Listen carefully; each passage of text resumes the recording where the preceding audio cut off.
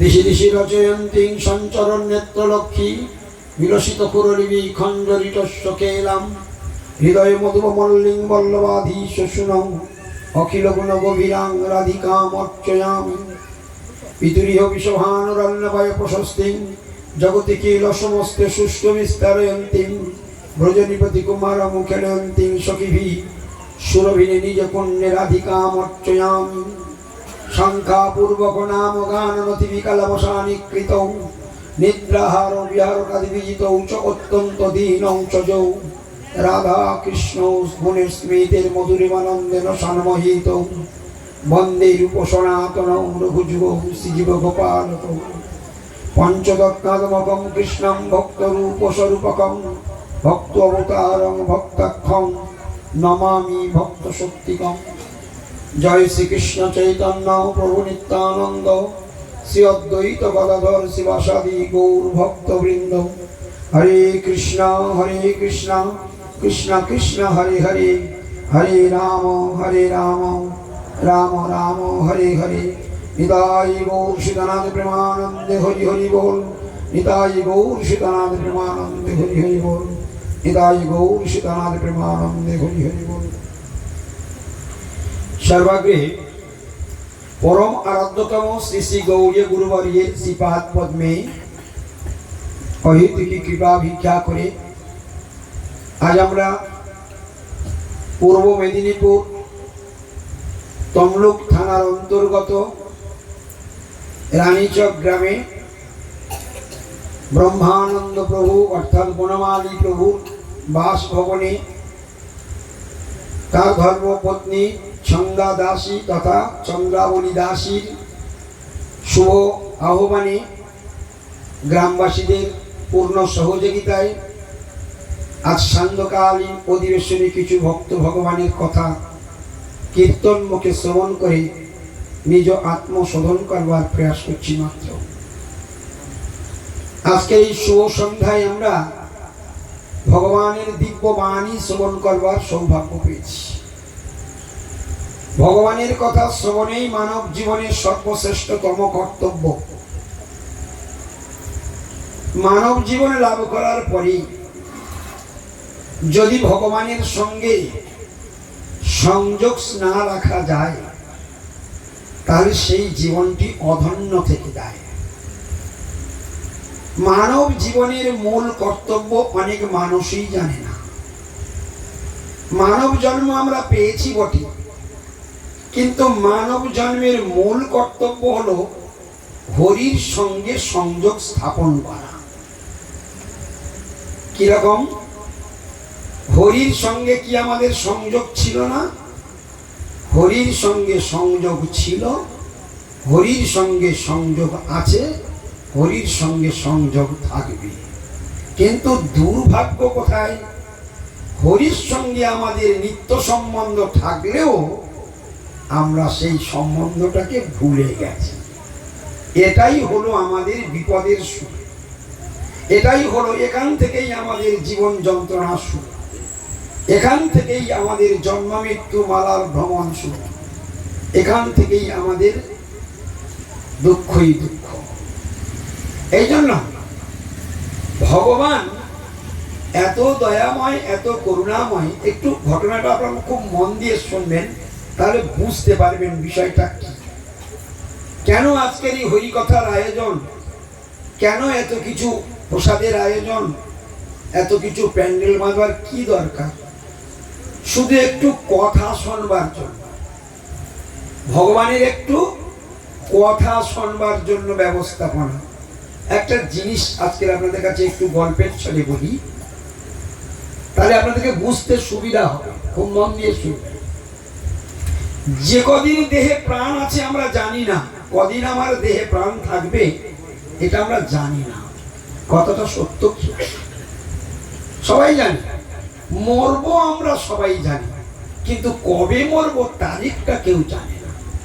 কিন্তু এই তারিখটা কিন্তু ভগবান জানে, কৃষ্ণ জানে, আমার বাপ জানে। আমার বাপের নাম কি? কৃষ্ণ। একদম সহজ সরল সত্য কথাগুলো জানে। আমার বাপের নাম হলো কৃষ্ণ। এখানে যতজন বসে আছে আপনারা ভালো করে মন দিয়ে শুনে রাখুন, যাদেরকে এখন বাবা বলছেন ওনারা কিছুদিন আগে আমার বাবা ছিল না, এখন আমার বাবা হিসাবে আছে, কদিন পরে ওনারা আমার বাবা থাকবে না। কিন্তু শাস্ত্র বলছে জগতের পিতা কৃষ্ণ যে না ভজে বাপ, পিতৃদ্রোহী পাতকী জন্ম জন্মটা, এক জন্ম দু জন্মটা না। যদি কৃষ্ণকে তুমি বাবা বলে স্বীকার না করে নিয়েছো, তাহলে তুমি জেনে রেখে দিও তোমার কপালে অশেষ দুঃখ অপেক্ষা করছে। যদি এই জন্মেই তুমি কৃষ্ণকে পিতা হিসাবে মেনে নিয়ে যদি তার সেবা পূজা তুমি আরম্ভ করে দাও, তাহলে আজকে থেকে তোমার জীবনের ঊর্ধ্বগতি শুরু হয়ে গেল। আর জিন্দেগি কারোর শক্তি নেই তোমাকে টেনে নিচে নামানো। আর তুমি সারা দুনিয়ার সব কিছু করবে, শুধু গোবিন্দ সেবাটা করবে না। তোমাকে যে কোন অধঃপতন, কত নিচে যে তোমাকে নামতে হবে, কত যে যন্ত্রণা ভোগ করতে হবে, সব ভাষায় বর্ণন করে বলাও সম্ভব নয়। ভালো করে শুনে নিন। আমাদের বাবার নাম কি শুনলাম? কৃষ্ণ। আচ্ছা, সাধুরা বলে বাবা কৃষ্ণ, কিন্তু তার কি কোনো প্রমাণ আছে? আমি মানবো কেন কৃষ্ণ আমার বাবা? আমি তো মানতে পারি ব্রহ্মা আমার বাবা, আমি তো মানতে পারি শিব আমার বাবা, আমি তো মানতে পারি যে ৩৩ কোটি দেবী দেবী তারা কেউ আমার বাপ, কিন্তু কৃষ্ণ যে আমার বাপ তার কোনো প্রমাণ আছে? আমি মানতেও পারি, আমি নাও মানতে পারি। কথাটা ঠিক কিনা বলুন? আমি মানতেও পারি, নাও মানতে পারি। একটা জিনিস মনে রাখবেন, শোনা যাচ্ছে না?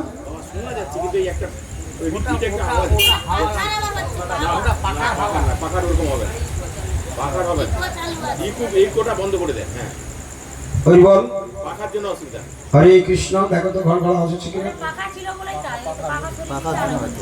হরি বল। ঠিক আছে, ঠিক আছে। হরে কৃষ্ণ। ব্যাস, শোনান, এবার মন দিয়ে শোনো। সবাই কিন্তু আমার দিকে চোখ রাখবেন। আর একটা অনুরোধ আপনার কাছে করবো একটা অনুরোধ।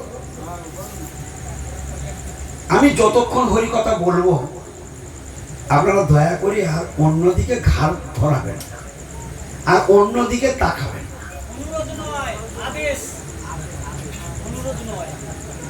ওটাই তো আমার কায়দা। তো যদি আপনারা আমার দিকে চোখটা রাখেন তাহলে কি হবে বলুন তো? কথাগুলো সব কানের মধ্যে চলে যাবে। আর যদি এদিক ওদিক তাকান, কে এলো কে গেল, গাড়ি কে মোটরসাইকেল নিয়ে যাচ্ছে কে, আমরা তো রাস্তার পাশে বসে আছি না, তো কেউ তো যাবেই। আর আমি যদি ওদিকে ভ্যাল ভ্যাল করে তাকাই তো আমার পাঠটা নষ্ট হয়ে গেল। ওদিকে তাকাবার কোনো দরকার নেই। দেখুন, একটা কথার মধ্যে প্রবেশ করব। ভগবানের কথায় কি আনন্দ আছে না, জীবনে ভুলতে পারবেন না। একবার যদি এই রস কেউ পেয়ে যায় আর কেউ ছাড়তে পারে না। আর যারা পায় না তারা এর ধারেও আসে না। কেন ভাই? আরে ভাই, লাভে লোক লোহা হয়, বিনা লাভে কেউ তুলো পায় না। যেখানে লাভ পাবে সেখানে যদি 20 মাইল দূরে যেতে হয় ও ছুটে চলে যাবে যেখানে লাভ আছে। আর লাভ নাই যদি বলে 10 মিটার বলে একটুখানি ওখান থেকে এটা দিয়ায় না রে দাদা, আমার ঠ্যাঙে ব্যথা, আমার পায়ে ব্যথা, প্রেমানন্দে হরি বলি কি, ঠিক কিনা? তো এইরকম লাভে লোক লোহা পায়, বিনা লাভে কেউ তুলো পায় না। তো ভগবানের কথাই এত আনন্দ আছে না, কল্পনারও অতীত। একটু ছোট করে বলি, একটা প্রমাণ বলি। কৃষ্ণ যে আমার পিতা, ঝপঝপ করে কয়েকটা প্রমাণ দেব শাস্ত্রে। এক্ষুনি আমরা একটা শুনে নিয়েছি, জগতের পিতা কৃষ্ণ যে না ভজে বাপ। কি বলেছে? জগতের পিতা মানে জগৎ সংসারে যত জীব আছে সকলের পিতা কৃষ্ণ। একদম ধরে ধরে ধরে যে না ভজে বাপ, পিতৃদ্রোহী পাতকীর জন্ম জন্মতা। একটা বলল চৈতন্য ভাগবত না, চৈতন্য চরিতামৃতে কৃষ্ণ যে আমার বাপ তার প্রমাণ কি বলছে? জগতের পিতা কৃষ্ণ সর্ববেদে কয় জগতের পিতা কৃষ্ণ সর্ববেদে কয় পিতারের যে ভক্তি করে সে সুপুত্র হয়। প্রমাণ মিলল? একটা বললাম চৈতন্য ভাগবত থেকে, একটা বললাম চৈতন্য চৈতন্য। এখন চলবো আমরা শ্রীমদ্ ভগবত গীতার কাছে। প্রমাণ টু প্রমাণ। কৃষ্ণ নিজের মুখে বলছে এ বিশ্ব চরাচরে যত জীব আছে আমি সকলের বাপ। কৃষ্ণ নিজের মুখে বলেছেন। দেখা যাক শ্রীমদ্ ভগবত গীতাতে, আপনারা হিন্দু, গীতা খুলে কোনোদিন পড়ে পেয়েছেন এই কথাটা? পেয়েছেন যে কৃষ্ণ আমার বাপ? শ্লোকটা বলতে পারবেন? বলতে পারবেন না। কোথায় আছে বলতে পারবেন না। শুনে নিন, শ্রীমদ্ ভগবত গীতার 14 অধ্যায়ে ভগবান কৃষ্ণ কি বলছেন অর্জুনকে লক্ষ্য করে বললেন, সর্বজনীষু কৌন্তেয় মূর্তয়ে সম্ভবন্তি যা তাসাম ব্রহ্ম মহোদজনী অহং বীজপ্রদপিতা। কি বললেন? কিছু বুঝতে পারলাম না তো। বলা হয়ে গিয়েছে কিন্তু বুঝতে পারিনি। চলুন আপনারা সবাই হাত জোড় করুন, সোজা হয়ে বসুন। আমি বলবো, আপনারা সবাই বলবেন। জন্মে গীতা খুলুক বা না খুলুক, সারা জীবনের মতন হয়ে যাক আজকে, কি ঠিক না? এইটা সাধু সঙ্গে বসার লাভ। কি সাধু সঙ্গে বসলে এই লাভটা পাওয়া যায়। তবে হ্যাঁ, আর একটা সাবধান করে দিই, এমনিতে যখন আমরা কথা বলি তখন বড় বড় বড় বড় করে কথা বলি। এখন গীতার শ্লোক বলতে বলবো, দেখে ফিস ফিস করে বলবে না। ভুল হোক আর ঠিক হোক, জোরে বলবে। মানে কেন জোরে বলবো? ওই একটু আগে বললাম, লাভে লোক লোহা বয়, বিনা লাভে কেউ তুলো বয় না। মানে হলো এই, যত জোরে বলবে তত বেশি ফল, যত ফিস ফিস করে বলবে ফিস ফিস ফল। এবার আপনারা ভাবুন আপনারা কিরকম বলবেন। ঠিক আছে, রেডি? তাহলে একদম রেডি। আগে শুনবেন পরে বলবেন। তাহলে শোনার সময় ঠিক শুনলে তাহলে পরেরটা বলতে পারবো, আর যদি না ঠিক শুনি বলতে পারবো না, জড়িয়ে যাবে। ঠিক আছে, রেডি? প্রথমে একটা একটা করে বলবো, তারপর ছন্দে ছন্দে বলবো। সর্বজনীষু কৌন্তেয় মূর্তয় সম্ভবন্তি যা তাসাম ব্রহ্ম মহোদজনী অহং বীজপ্রদ পিতা। দেখো বাবা শব্দ চলে এসেছে শ্লোকের মধ্যে, সব আসেনি? এসে গেছে। শুধু একটা শব্দ বুঝতে পারবেন না, আগের গুলো কিছু পারবে। কি বলছে দেখো না, হরিকথায় কি আনন্দ আছে, শুনলে ভুলতে পারবে না। ভগবান বলছে আমি তোমাদের বাপ, তোমরা সব আমার সন্তান। ধরে ধরে বলে দিচ্ছে কৃষ্ণ। সর্বজনীষু কৌন্তেয়, বলো সর্বজনীষু কৌন্তেয় মূর্তয় সম্ভবন্তি যা, মূর্তয় সম্ভবন্তি যা তাসাম ব্রহ্ম মহোদজনী, তাসাম ব্রহ্ম মহোদজনী অহং বীজপ্রদ পিতা, অহং বীজপ্রদ পিতা। গীতার শ্লোকটা উচ্চারণ করে ভালো লাগলো না? সত্যি কথা বলবে, সবাই গীতার শ্লোক উচ্চারণ করে ভালো লাগেনি? বুঝতে পারিনি বটে কিন্তু ভালো লেগেছে। বুঝতে পারিনি কিন্তু ভালো লেগেছে। আর যদি মানেটা বুঝতে পারি আরো ভালো লাগবে। তাহলে বলুন, বাড়িতে বসে বসে কি গীতা ভাগবত বোঝা যায়? গীতা ভাগবতের টিচার হলো সাধু। তা সাধুর সঙ্গ করবে না, কোনদিন গীতা ভাগবতের রস পাবে না। আচ্ছা, আপনারা সবাই তো জানেন। আচ্ছা, খেজুর গাছে রস আছে কিনা বলো তো দেখি। তোমরা একটু কামড়ে ব্যাগ করে খাও দিলে, দাঁত ভেঙে 32 পাটি দাঁত ভেঙে যাবে কিন্তু রস খেতে পারবে। তাহলে খেজুর গাছে রস আছে সবাই জানে, কিন্তু বের করবার সামর্থ্য সকলের নেই, কিন্তু খাওয়ার সময় সকলে আছে। কি আরে ভাই, শীতের সময় যদি ওই খেজুরের রস সকালবেলায় 1 গ্লাস হয়, কি ঠিক কি না? কিন্তু খেতে পারবে। খেজুর গাছে রস আছে জানি, কিন্তু বের করতে পারে না। বের করতে পারে যে তার নামটা কি একটু বলুন তো? এই দেখ, সব জানে, আমার থেকে বেশি জানে। তাহলে খেজুর গাছের রস আছে, বের করতে পারে একমাত্র শিউলি। আর ওই রস বের করে শিউলি যদি আমায় খাওয়ায় তাহলে আমি খেতে পারবো। এই শাস্ত্র হচ্ছে রসের খনি। শুনে নাও, এই শাস্ত্র গীতা, ভাগবত, রামায়ণ, পুরাণ, মহাভারত আদি যে শাস্ত্র, বিশেষ করে শ্রীমদ ভাগবতম, শ্রীমদ ভগবত গীতা, ইতিহাস, পুরাণ আদি উপনিষদ, এসব রসের খনি। এই রস আমরা বাড়িতে বসে আমরা বের করতে পারবো না, ঠিক ওই খেজুর গাছের মতো। শিউলি বিনা যেমন খেজুর গাছের রস বের করা সম্ভব নয়, শাস্ত্রের রস বের করা সাধু ছাড়া কোনোদিন সম্ভব নয়।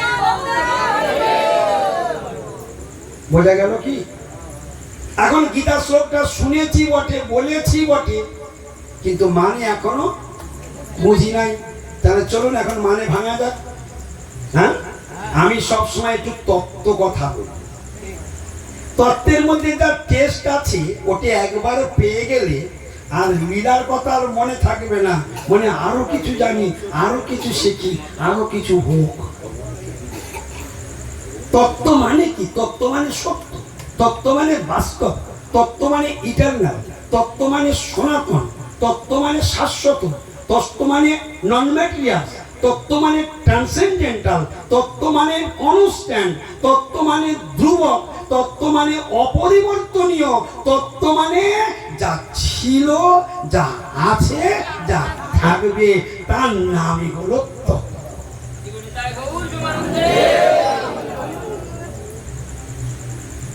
তার নাম হলো, তাহলে তত্ত্ব মানে সত্য, তত্ত্ব মানে বাস্তব, এইটুকু মনে রাখো। তত্ত্ব মানে, আচ্ছা তত্ত্ব অর্থাৎ সত্য কোন সময় মিথ্যা হয়ে যায়? কারণ আজকে সত্য আছে, 2 বছর পরে মিথ্যা হয়ে যাবে। আজকে সত্য, 2 বছর পরে ওটা মিথ্যা হয়ে যাবে। তো বুঝে উত্তর দেবেন। তাহলে আজকে যদি সেটা সত্য, 10 বছর পরে সত্য, 10,000 বছর পরে সত্য, 10 লাখ কোটি জন্ম পরেও সত্য। তা ভগবান সত্য, আর ভগবানের কথা সত্য। তা সেই সত্য পরমেশ্বর ভগবান হলেন বাস্তব বস্তু। সেই বাস্তব বস্তুর কথা এখন আমরা আলোচনা করছি। তা সেই শ্রীমদ্ ভগবত গীতার শ্লোকটা আমরা বলেছি, আর একবার বলবো, তারপরে এবার আমরা অর্থ ভাঙবার জন্য যাব। ঠিক আছে? আবার সবাই রেডি, হাত জোড় করে বসে যান। এইবারে আমরা গীতা শ্লোকটা বলে এবার আমরা অর্থ শুনব। সর্বজনীষু কৌন্তেয়, সর্বজনীষু কৌন্তেয়, মূর্তয় সম্ভবন্তি যা, তাসাম ব্রহ্ম মহদজনী, অহং বীজ প্রদপিতা।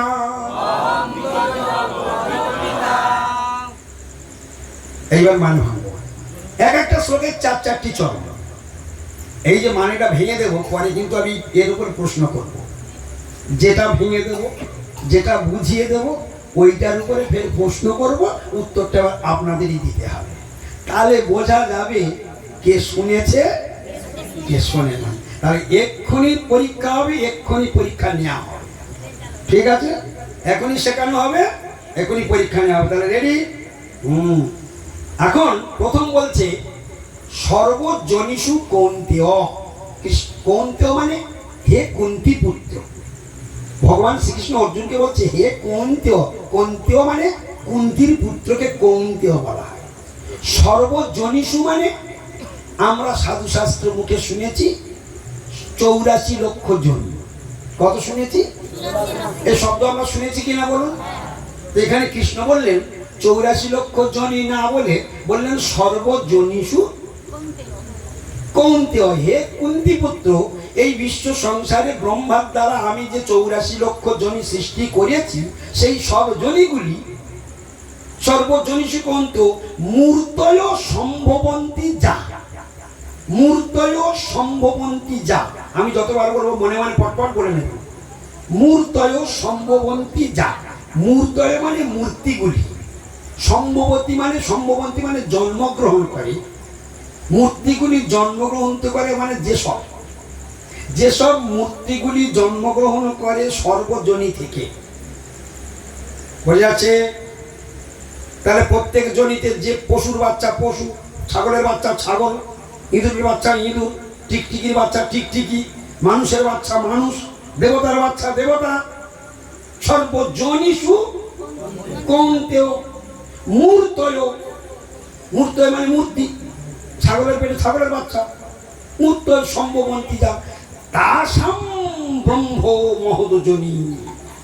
এই বিশ্ব চরাচরে যত জীবের জন্ম হচ্ছে, যত মূর্তির জন্ম হচ্ছে, তাদের মা হলো এই 84 লক্ষ জনিতে যত জীবের জন্ম হচ্ছে, সব জীবের মা হলো ব্রহ্মরূপা জড়া প্রকৃতি মহামায়া দুর্গা দেবী।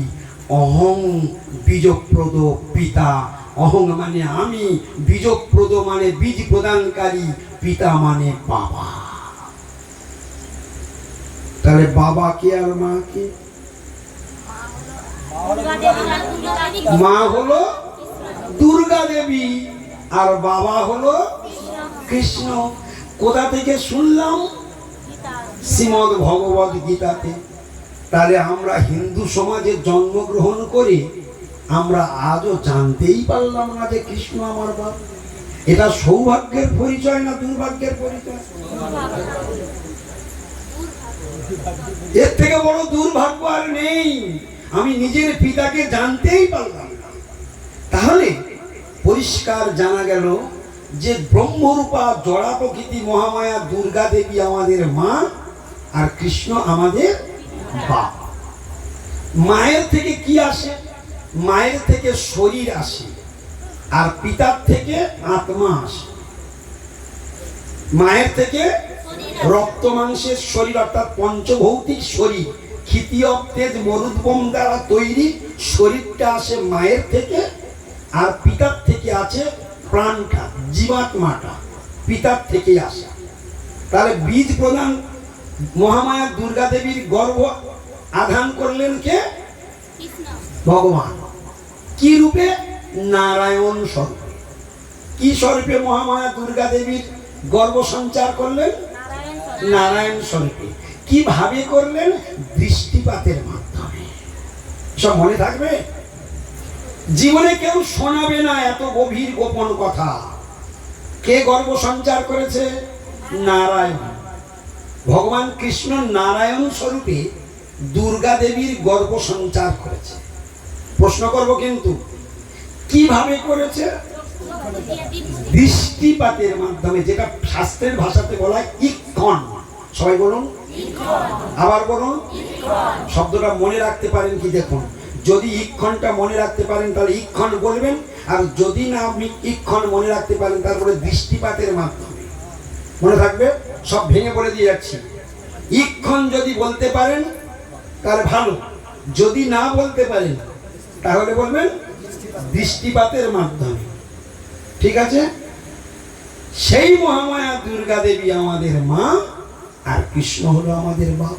তাহলে চৈতন্য ভাগবতে শুনলাম জগতের পিতা কৃষ্ণ যে না ভজে বাপ, পিতৃদ্রোহী পাতকীর জন্ম জন্ম তাপ। আর ওদিকে চৈতন্য চরিতামৃতে শুনলাম জগতের পিতা কৃষ্ণ সর্ববেদে কর, পিতারে যে ভক্তি করে সে সুপুত্র হয়। তাহলে কৃষ্ণকে যারা ভজন করে তারা কি পুত্র, আর যারা কৃষ্ণকে ভজন করে না তারা কি পুত্র? গৌর প্রেমানন্দে হরি হরি বল। তো হাতে কলমে পরীক্ষা। এই জন্য কৃষ্ণের অষ্টোত্তর শতনামে বলে বটে, গায়ে বটে, সুর করে বটে, কিন্তু মানে বোঝে না। ওই জন্য বলে যেই জন কৃষ্ণ ভজে। মিলে গেল কি? ওরা বাপকে ধরে নিয়েছে আর এরা বাপকে ছেড়ে দিয়ে মহামায়া দুর্গা দেবীর মায়ের জেলখানাতে বন্দী হয়ে পড়ে আছে।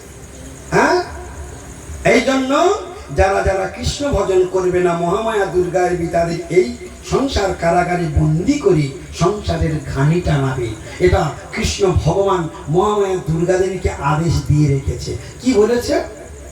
হে দুর্গা দেবী, যারা যারা আমায় ভুলে থাকতে চায়, কৃষ্ণ ভুলি সেই জীবী অনাদি বহির্মুখ, অতএব মায়া তারে দেয় সংসার আদি দুঃখ। তাহলে সংসার দুঃখের জন্ম কি জন্য হলো? কৃষ্ণকে ভুলে যাওয়ার জন্য। সোজা সাপটা কথা। তাহলে কৃষ্ণ যদি আমার বাপ হয় আর কৃষ্ণ যদি গোলক বৃন্দাবনে থাকে, তাহলে আমার বাড়ি কোথায়? গোলক বৃন্দাবন। এখানে আমরা এখন এখানে কেন? এখানে কেন? এ তো মহামায়া দুর্গা দেবীর জেলখানায়। আচ্ছা, জেলে কারা থাকে? আর যাদের এই কোমরে দড়ি বেঁধে হাঁটি হাঁটি নিয়ে যাচ্ছে, তোমরা করে দেখো না? আচ্ছা, ওরা সব কি ভালো লোক যাচ্ছে নাকি? হ্যাঁ, দেখলেন তো? তাহলে জেলে কারা যায়? আসামি। তাহলে আমরা এখন মহামায়া দুর্গা দেবীর জেলখানায় আছি। আমরা কি? আমরা সবাই এখানে টেরি কেটে, ঘড়ি এঁটে, চোস্তা পাঞ্জাবি পরে, একটা ভালো শাড়ি কুচিয়ে পরে, একটু গয়না পরে, একটু লিপস্টিক মেরে দিয়ে ভুরুটা সরু করে দিলেই, উর্বশী রম্ভা মেনকা তিলোত্তমা সেজে নিলে, হ্যাঁ, কোট শার্ট বুট টাই পরে নিলে ভদ্রলোক আর ভদ্র মহিলা হওয়া যায় না। পালাবার পথ নাই, জমাছে পিছে। বুঝবে কত ধানে কত চাল, বেলা হলে বুঝতে পারবে কি পরিণামটা হয়। হ্যাঁ, কেউ তোমাকে বাঁচাতে পারবে না। বাঁচাতে যদি হয়, ওই একজন মাত্র আছে যে তোমাকে বাঁচিয়ে দিতে পারে। ভগবান সে কথা পরিষ্কার গীতাতে পরিষ্কার করে ঘোষণা করে দিয়েছে। কান খুলে শুনে রাখুন। যদি কোনোদিন এই সংসার যন্ত্রণার হাত থেকে মুক্তি পেতে চান, আর সময় নষ্ট না করে যত তাড়াতাড়ি পারেন, 144 ধারা জারি হলে কি হয়? হাতটা তুলে না দিলে কি হয়? গৌর প্রেমানন্দে এখন 144 ধারা চলছে তাড়াতাড়ি। ওই জন্য মহাপ্রভু স্বয়ং ভগবান কৃষ্ণ হয়েছে গৌর হরি রূপে এসে উনি খালি হাত তোলা শিখিয়েছে। বলে গৌর প্রেমানন্দে হরি বল। হরি বল বললে হাত কোন দিকে ওঠে? আর হাত তোলা হলো মানে 144 ধারা, গোবিন্দ আমি তোমার চরণে সারেন্ডার হয়ে গেছি, তুমি আমাকে রক্ষা করো, তুমি আমাকে রক্ষা করো। বলে গেল। তাহলে হাত তোলা হয় বেটি। কেন হাত তোলা হয়? জানে না। হাতকে তুলতে শিখিয়েছে গোবিন্দই শিখিয়েছে। যেই গৌর সেই কৃষ্ণ। তাহলে আমার হাত তোলা কে শেখালো? কৃষ্ণই শেখালো। আর হাত তুললে আর বুকে গুলি ঝামেলা করতে পারবে না। গোবিন্দ বলো, ও আরে এ তো আমার চরণে সারেন্ডার হয়ে গেছে, আর ওর মারা যাবে না, আর ওর নিচে নেওয়া যাবে না। যাক, ও আমার নাম করেছে আর বাহু তুলে হরিবল বলেছে, ও পাস। গৌর প্রেমানন্দে। তাহলে দেখো, হরিবলের ধ্বনিতে হাত তুললে কি লাভ হয় বোঝা গেল? হ্যাঁ, এরকম লাভে লাভ লাভ লাভ লাভ লাভ ছাড়া আর হরিভজনে আর কোনো লোকসানের কোনো জায়গা নেই। হরিভজনটা হচ্ছে নিপুঁজির ব্যবসা। হ্যাঁ, কোন বিনা পুঁজিতে ব্যবসা। আচ্ছা, যে কোনো ব্যবসা করতে গেলে কি লাগে? পুঁজি লাগে। লাগে তো? আচ্ছা, পুঁজি ব্যবসা করতে গেলে কখনো লাভ আর কখনো লোকসান। আর এই যে ব্যবসা, লসের কোনো জায়গায় নেই, অর্থ লাগে না, শুধু লাভ লাভ আর লাভ। যত গাইবে তত, যত বলবে তত পাবে, যত শুনবে তত পাবে, যত প্রসাদ পাবে তত পাবে, সাধুর প্রণাম করবে পাবে, তুলসীতে জল দেবে পাবে, তুলসী পরিক্রমা করবে পাবে, একাদশী ব্রত করবে পাবে, জন্মাষ্টমী ব্রত করবে পাবে, তীর্থধামে যাবে পাবে। শুধু পাওয়ার গল্প, হারাবার কোনো জায়গাই নেই, হারাবার কোনো জায়গাই নেই। আচ্ছা, এমন সুন্দর, ওই জন্য বললেন অবতার সার, গোড়া অবতার কেন না ভজিবি তারে, করি নিরে বাস, গেল না পিয়াস, আপন কর্ম ফিরে। নিজের কর্মের বন্ধনে নিজে জড়িয়ে গেলে। অতএব এই ভুল করা উচিত নয়। ওই জন্য সংসার ভজিলি, শ্রী গৌরাঙ্গ ভুলিলি, না শুনেলি সাধুর কথা, ইও পরকাল দুকাল খোয়ালি, খাইলি আপন মাথা। লাস্টের লাইনটা কি সুন্দর বলো তো, ওইটা একবার বলুন তো। খাইলি, তাহলে কে কার মাথা খাচ্ছে? কি জন্য খাচ্ছে? নিজের মাথা কেউ নিজে চিবায়? বলে এরা খাচ্ছে, ভগবানকে ভুলে সংসার করছে। এই কাজটা কখনো করা উচিত নয়। যত শীঘ্র পারেন তাড়াতাড়ি গোবিন্দের চরণে সারেন্ডার হয়ে যান। কেন দেখে নিন, সারেন্ডার হলে কি লাভ গোবিন্দ নিজেই বলে দিচ্ছেন। কি বলছেন গোবিন্দ শুনবে? শোনো, গোবিন্দ বলছেন যে জালে পড়েছো ওই জালা তুমি কাটতে পারো। ওই যে কার জেলখানায় বন্দি জানো? একটু জোরে বলুন। মায়াদেবীর জেলখানা। আচ্ছা, এই জেলখানাতে পড়লে ছাড়াতে গেলে উকিল লাগাতে হয় না? হ্যাঁ, উকিল লাগে তো। আচ্ছা, তুমি যে মহামায়া দুর্গা দেবীর জেলখানায় আছো, তোমার উকিলকে লাগাবে? তুমি উকিল কোথায় পাবে? হ্যাঁ, কে বললো? কি বলছো? তাহলে এই মহামায়া দুর্গা দেবীর কাছ থেকে যদি এই জেলখানা থেকে বের করতে পারে, এখানকার একমাত্র উকিল হলো সাধু। সাধু যদি তোমার হয়ে যুদ্ধ শুরু করে, তাহলে তোমার বন্ধন মুক্ত হতে আর বেশি সময় লাগবে না। ওই জন্য সাধুকে দেখা মাত্রই কি করতে হয়? সারেন্ডার। বৈষ্ণব দেখিয়া পড়িব চরণে, হৃদয়ের বন্ধু জানি। বৈষ্ণব দেখিয়া পড়িব চরণে, হৃদয়ের বন্ধু জানি। হৃদয়ের বন্ধু যদি থাকতে হয় একমাত্র সাধু। সাধু বিনা এত দয়ালু কেউ নেই, সাধুর মতো দয়ালু জগৎ নেই। যদিও আমরা প্রণাম করে বলি হা কৃষ্ণ করুণা সিন্ধু, ভগবান তুমি করুণার সমুদ্র, আমরা বলি, কথাটা অতি সত্য, কথাটা অতি সত্য। ভগবান করুণার সমুদ্র, কিন্তু একটা কথা একটু ধ্যান রাখবেন, ভগবানের করুণার সমুদ্র হতে পারে, কিন্তু তোমাকে সরাসরি ডাইরেক্ট কৃপা করবে। লিখে রেখে দেন দেয়ালের গায়ে, হৃদয়ে লিখে রাখুন, গোবিন্দ করুণার সমুদ্র হলেও এক ফোঁটাও করুণা তুমি তার কাছ থেকে পাবে না ডাইরেক্ট। আচ্ছা বলো তো দেখি, ডিলারগুলো যে রেশন দেয় আমাদের হাতে তুলে, ওটা ডিলারের ঘরের থেকে দিচ্ছে তো? হ্যাঁ, তাহলে কোথা থেকে আসছে? সরকার থেকে আসছে। সরকার ডাইরেক্ট তোমার হাতে কোনোদিন চিনি, তেল, গম তুলে দিয়েছে? সরাসরি সরাসরি দেয় না। তাহলে সরকারই দিচ্ছে, কিন্তু ভাড়া হয়ে দিচ্ছে। বুঝতে পারলে কিছু? গোবিন্দই কৃপা করছে, কিন্তু সরাসরি নয়। ওটা আসবে কোথা থেকে? ভাড়া হয়ে। ভাড়া হতে তবে তুমি সেই কৃপাটা পাবে। কিছু বোঝা গেল? তা সেই ভাড়াটা কার মাধ্যমে হবে? বলে এই জন্য আদি পুরাণে ভগবান কৃষ্ণ অর্জুনকে একটা সুন্দর কথা বলেছেন, যে মে ভক্ত জনা পার্থ ন মে ভক্ত তে জনা মদ ভক্তা নাঙ্গ ভক্তা তে মে উত্তম ভক্তা। অর্থাৎ যে আমার ভক্ত, যে মে ভক্ত জনা পার্থ, যে জন আমার ভক্ত, সরাসরি ডাইরেক্ট আমার ভক্তি করে, সে আমার ভক্ত, সে আমার প্রকৃত ভক্ত। সরাসরি ভগবানের ভাষাটা শুনে নিন, তবে তো বুঝতে পারবেন কৃষ্ণ কি চায়। গোবিন্দ যেটা চায় সেইভাবে তো চলতে হবে। উনি বলেন এক, চান এক, আর আমরা করি আর এক। ভগবানকে পাবো? জিন্দগি পাবো। বাবা বলে এক, ছেলে করে আর এক। বাবা ছেলের প্রতি খুব খুশি হবে তো?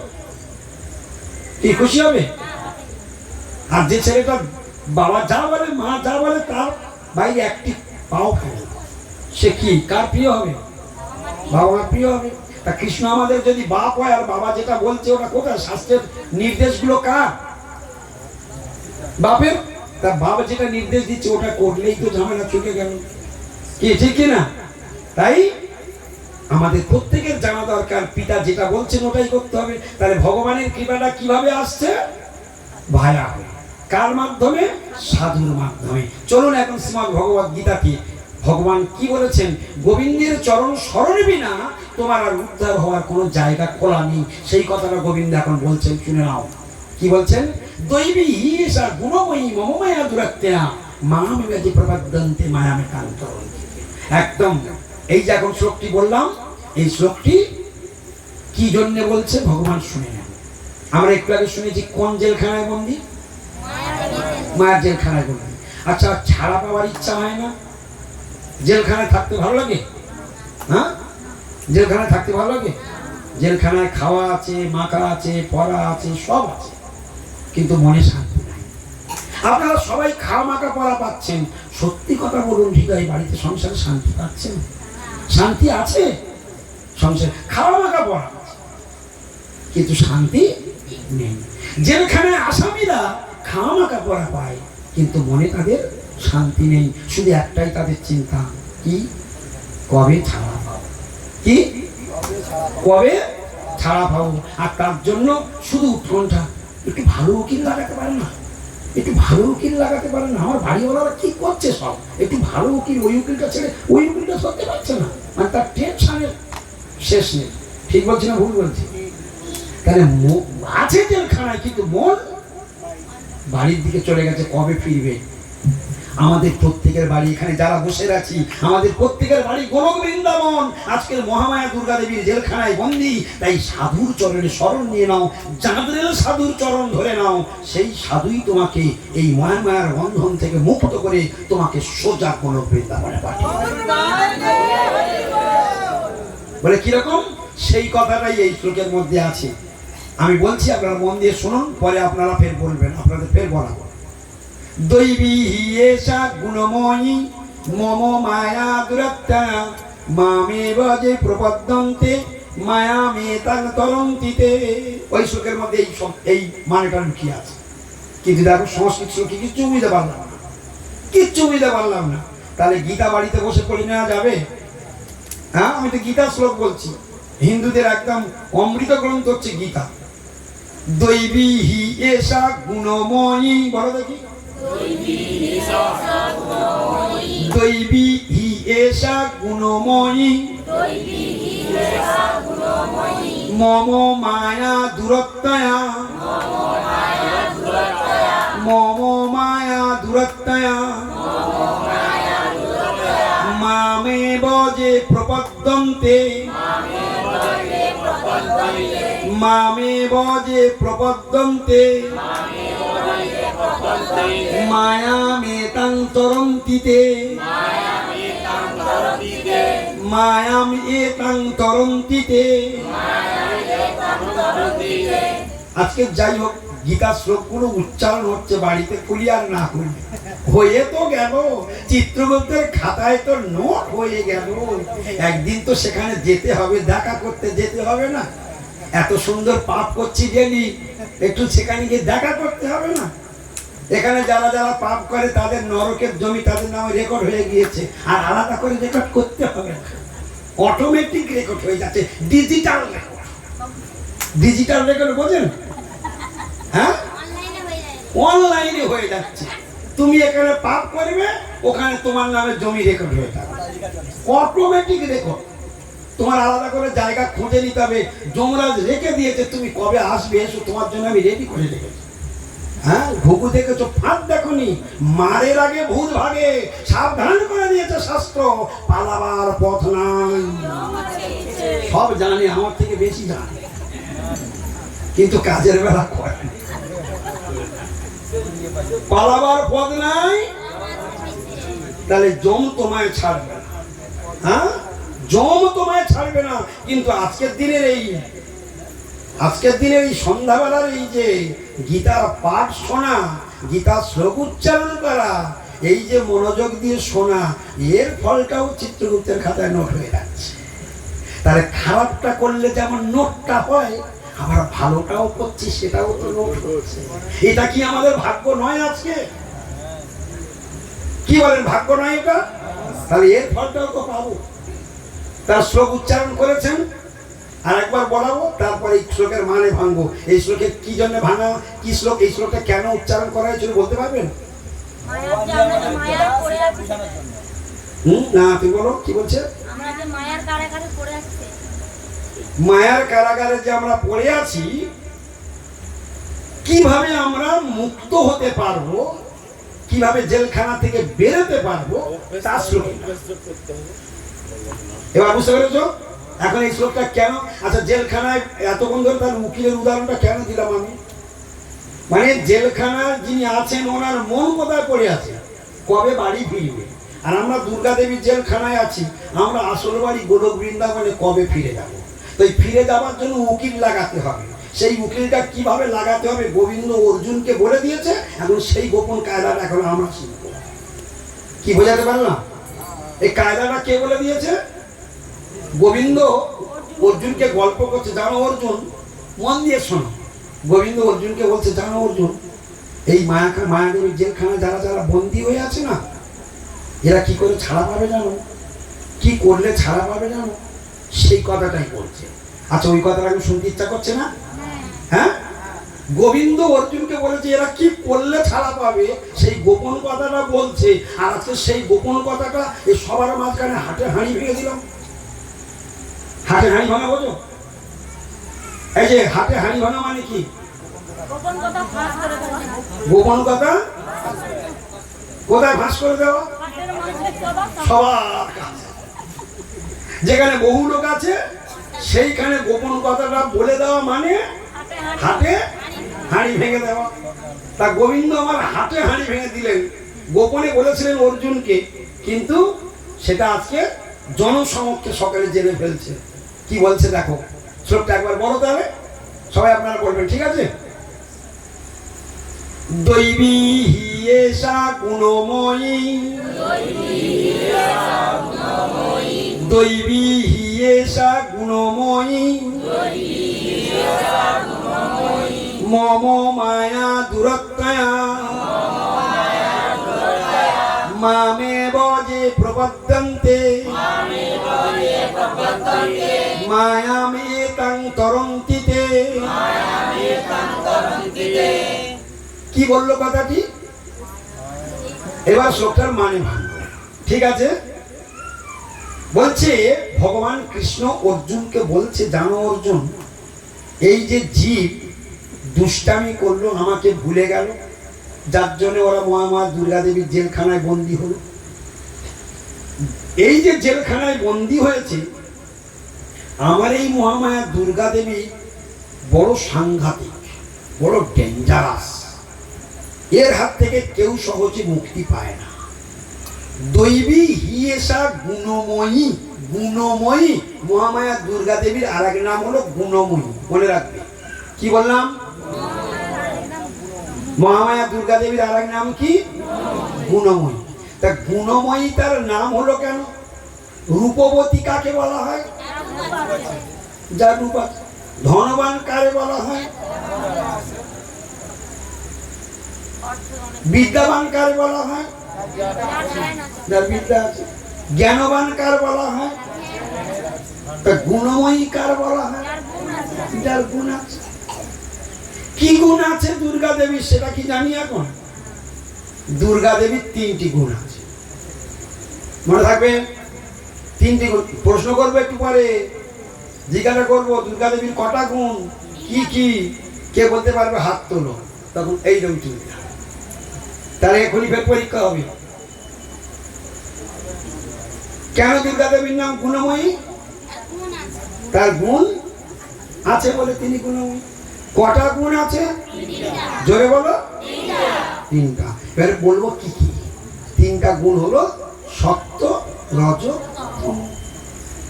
তাহলে তিন গুণের দেবী বলে তিনি স্বর্গের দেবী বলে দৈবী, আর তিন গুণের অধীশ্বরিণী বলে তিনি গুণময়ী। তাহলে দৈবী হিয়েষা গুণময়ী, মম মায়া দূরত্বয়া। এই গোবিন্দ বলে দিল। মম মানে আমার, মায়া মানে মায়া। তাহলে মম মায়া মানে কি? আমার মায়া দূরত্ব মানে কি? দূরতিক্রম্য, ওকে কেউ অতিক্রম করতে পারে না, কেউ ওকে টপকাতে পারে না। কে বললো কথাটি? ভগবান বলেছেন। কাকে বলছে? তাহলে এটা গোপন কথা বলছে কিনা লক্ষ্য করে দেখো তো। আমার এই মায়া বড় দূরতিক্রম্য, এই দৈবী গুণময়ী মায়া, একে কেউ অতিক্রম করতে পারে না। ব্রহ্মাও মাঝে মাঝে ফেঁসে যায়, ইন্দ্রও মাঝে মাঝে আমার মায়ার কাছে পরাজিত হয়ে যায়, শিবও মাঝে মাঝে আমার মায়ার কাছে পরাজিত হয়ে যায়, মুনি ঋষিরাও মাঝে মাঝে আমার মায়ার কাছে পরাজিত হয়ে যায়। আর তুচ্ছ মানব তারা কি করে টিকবে আমার মায়ার সামনে? কি মানব তো অতি নগণ্য, তা বড় বড় হাই র্যাঙ্কের পর্যন্ত আমার মায়ের কাছে টেক খায় না। আর এরা তুচ্ছ মানব, অল্প বুদ্ধি, লিটিল লার্ন ডেঞ্জারাস থিং, অল্প বিদ্যা ভয়ঙ্করী।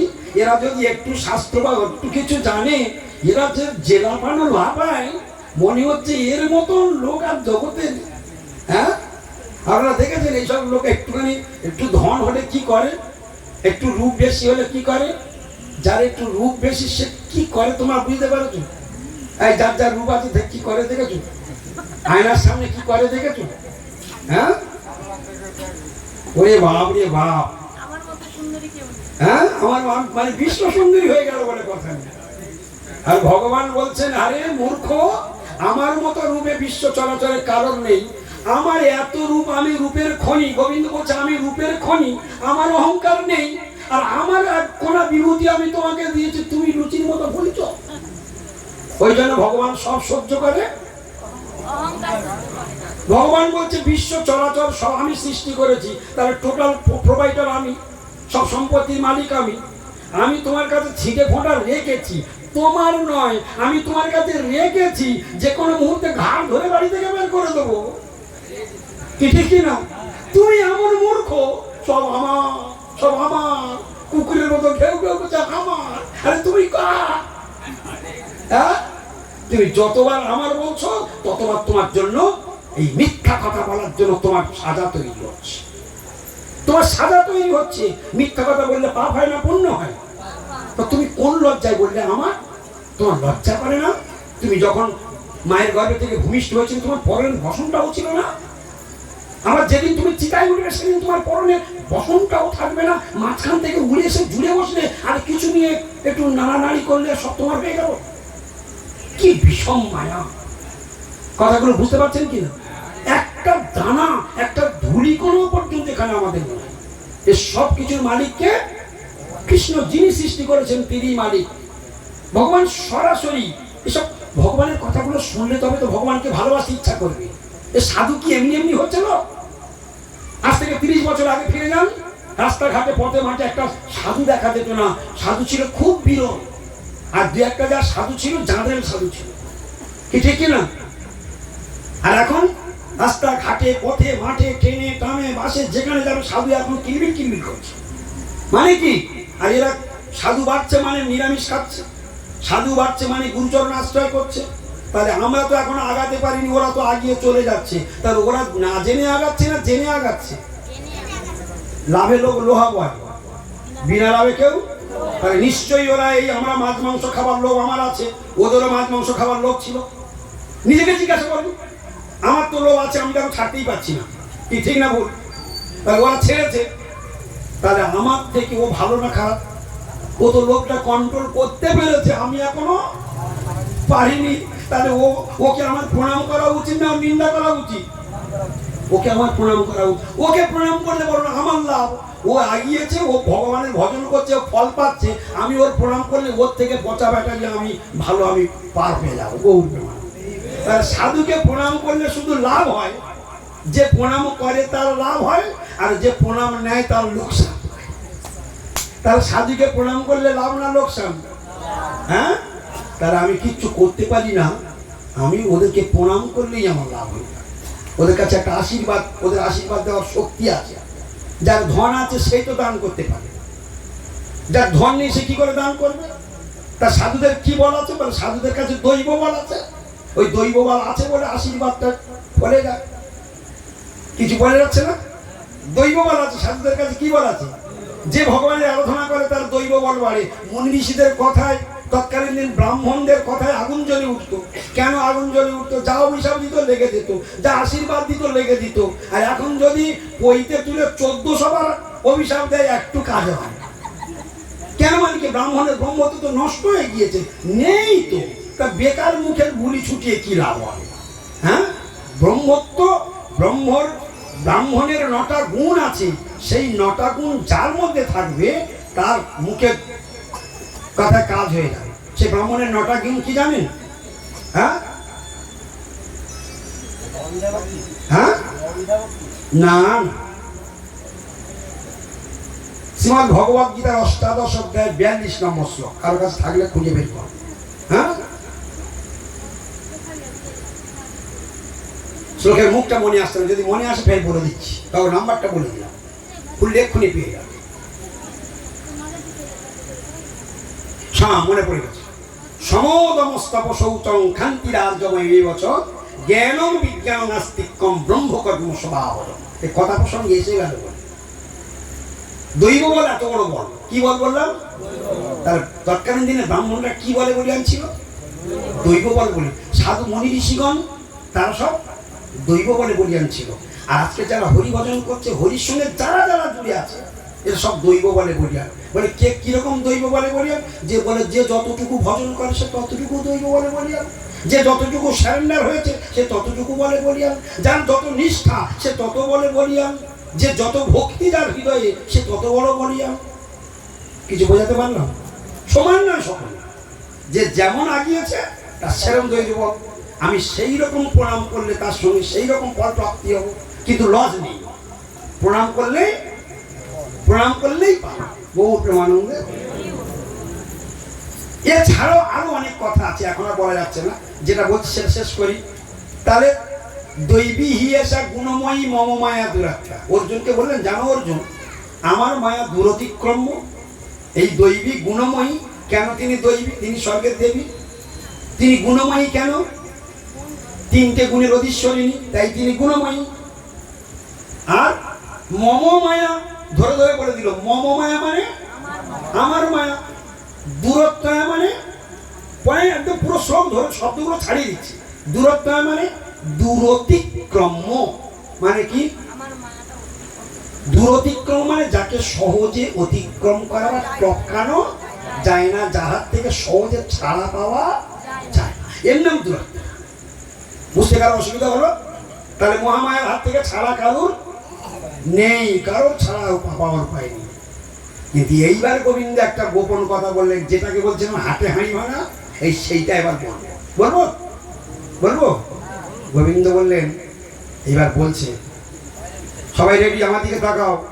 আসল কথা এইবারে কি করলে ছাড়া পাবে সেটা বলছে, কি করলে মায়ের হাত থেকে রেহাই পাবে সেটা বলছে। বলে মামে বজে প্রপদ্যন্তে, বলো মামে বজে প্রপদ্যন্তে মায়ামে তাং তরন্তিতে মায়াম এ তাং তরন্তিতে। এইটা সেই গোপন কথা, কিন্তু মানে বুঝতে পেরেছেন? গোপন কথা 3 বার করে বলে দিলাম, কিন্তু মানে এখনো ঢুকলো না। এই মানেটা কি শুনে নি। বলছে গোবিন্দ বলছে, গোপন কথা জানো অর্জুন, আমার মায়া তো দূরতিক্রম, ওকে তো কেউ টপকাতে পারে না, কিন্তু একটা জায়গা খোলা আছে। মাম এব যে প্রপদ্যন্তে। মাম মানে আমার, এব মানে অবশ্যই, প্রপদ্যন্তে মানে শরণাগত। কি বললো? যে যে আমার চরণে শরণ নিয়ে নেবে, মায়াম এতাং তরন্তিতে, মানে তারা, সেই ব্যক্তিগণ, তরন্তি তরে যাবে, মায়াম এতাং এই মহামায়া দুর্গা দেবীর হাত হতে। তারা এই মহামায়া দুর্গা দেবীর হাত ছাড়িয়ে বেরিয়ে চলে যাবে যারা আমার চরণে শরণ নিয়ে নেবে। গৌর প্রেমানন্দ। আচ্ছা বলুন তো, গীতার গুপ্ত শ্লোক কিনা এটা?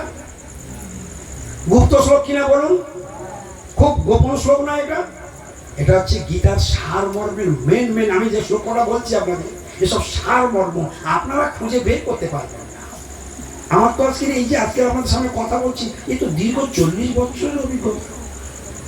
40 ইয়ার্স, ক্লাস 7 থেকে শুরু করেছি। এত বছর পড়াশোনা করেছি বলেই তো আপনাদের সামনে মুখটা খুলতে পারছি।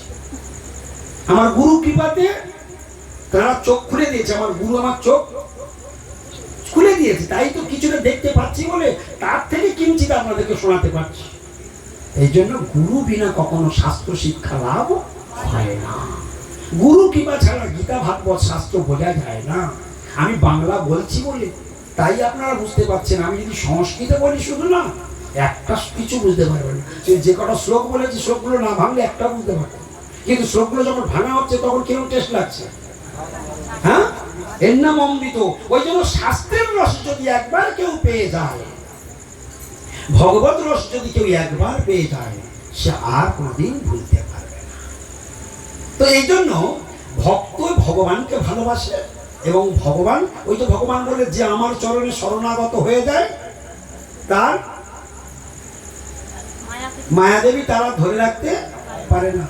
আর যারা ভগবানকে ভালোবাসে তারা ভগবানকে সরাসরি তো ভগবানের সঙ্গে কথা বলতে পারে, তারা ভগবানের সঙ্গে একসঙ্গে বসে খাওয়া মাখা পড়া করতে পারে, তারা ভগবান যা যা বলে, সাধুরা যা বলে ভগবান তাই শুনতে বাধ্য হয়। ইচ্ছা করলে ভগবানকে উঠতে বললে উঠতে হবে, বস বললে বসতে হবে। এত বড় দাস বানাতে পারে ভগবানকে। ভক্ত পারে ভগবানকে দাস বানিয়ে দিতে। আমরা সারা জীবন জেনে আসছি যে সবাই আমরা কৃষ্ণের দাস। আমরা কার দাস? আর ভক্ত ভক্তি বলে ভগবানকে দাস বানিয়ে, ভক্ত যা বলবে তাই করবে কৃষ্ণ। একটা লীলা আপনাদের শোনাই। এতক্ষণ একটু তত্ত্ব বলেছি তো, একটু কালমেঘা খাইয়ে দিয়েছি, এবার একটু গালে অন্তত একটু মধু দিয়ে দিই, কি ঠিক কিনা? মায়েরা যখন তেতো ওষুধ বাচ্চাদের খাইয়ে দেয় খুব চিৎকার করে, আর মা তখন চুপ করে একটুখানি চিনি নিয়ে টুক করে খাওয়া দেয় কিনা? এবার তোমরা দাও না? দিয়েছে, সব দিয়েছে, দিয়েছে। তা চলো এখন একটুখানি কি দেবো, একটু মধু দিই। ভক্ত যা বলে ভগবান তাই করে। ভক্ত যদি প্রেমিক হয় ভগবান বশীভূত হতে বাধ্য। তো বৃন্দাবনে আপনারা গিয়েছেন, বৃন্দাবনে সপ্ত দেবালয় আছে। এছাড়াও আর একটা দেবালয় আছে যেটাতে সারা জীবন শুধু ভিড় ভিড় আর ভিড়। ভগবানকে দর্শন করবার জন্য পাগলের মতো লোক লাইন দেয়, এবং এত ভিড় এত ভিড়, বাঁকে বিহারী, তাই না? তো সেই বাঁকে বিহারী স্বয়ং প্রকটিত হয়েছে কার কাছে জানো? যারা যারা প্রেমিক ভক্ত ভগবান তাদের কাছেই প্রকটিত হন। আমরা প্রথমে যে তত্ত্ব কথাগুলো শুনে নিয়েছি ওইটার উপরে বেস করে কথাগুলো, ওটা ছাড়বেন না। যে ভগবানের কে পেতে পারে সে প্রশ্নের উত্তর আমরা দিয়েছি। ভগবান যেটা বলেছেন, এই সংসারে মায়ার জেলখানা থেকে কেউ মুক্ত হতে পারে না, কিন্তু যদি কেউ আমার চরণে শরণ নিয়ে নেয় তাহলে সে মহামায়া দুর্গা দেবীর হাত থেকে রেহাই পেয়ে যায়। কৃষ্ণ গীতাতে বলেছে কৃষ্ণ যে আমার বাবা, তার প্রমাণ আমরা অনেকগুলো শাস্ত্র থেকে দিয়েছি। তাই আমরা যদি কৃষ্ণ আমার বাবা হয় তাহলে কার সেবা করা উচিত? আমার বাবার সেবা করা উচিত। তাহলে আমি সুপুত্র, আর না হলে আমি কুপুত্র। এতগুলো কথা আমরা শুনেছি, আরো অনেক কথা আমরা শুনেছি। এখন আমরা কোথায় যাচ্ছি? যে ভক্ত ভগবানের কথা শোনে আর ভগবান ভক্তের কথা শোনে, ঠিক তো? এখন এই জন্য একটা লীলা আমরা শুনলেই বুঝতে পারবো যে আর ভক্ত আর ভগবানের মধ্যে কিরকম প্রেমের বন্ধন। যদি কেউ ভক্ত হয়ে যায়, ওই যে গোবিন্দ বললো যদি কেউ আমার চরণে শরণ নিয়ে নেয়, তার শরণ নিলেই তো সে ভক্ত হয়ে গেল। যে শরণ নিল সে ভক্ত হয়ে গেল। এবার যেমন শরণাগত ভগবান তাকে সেই রকম সেন্টার দিল। তুমি যদি সেরকম যোগ্যতা সম্পন্ন হও, তোমার সঙ্গে একসঙ্গে বসে খাবে। ওই অর্জুনের রথে সারথিয়ে ঘুরে ঘুরে বেড়াচ্ছে। অর্জুন কি ভক্তি করেছে এবার বুঝতে পারছো?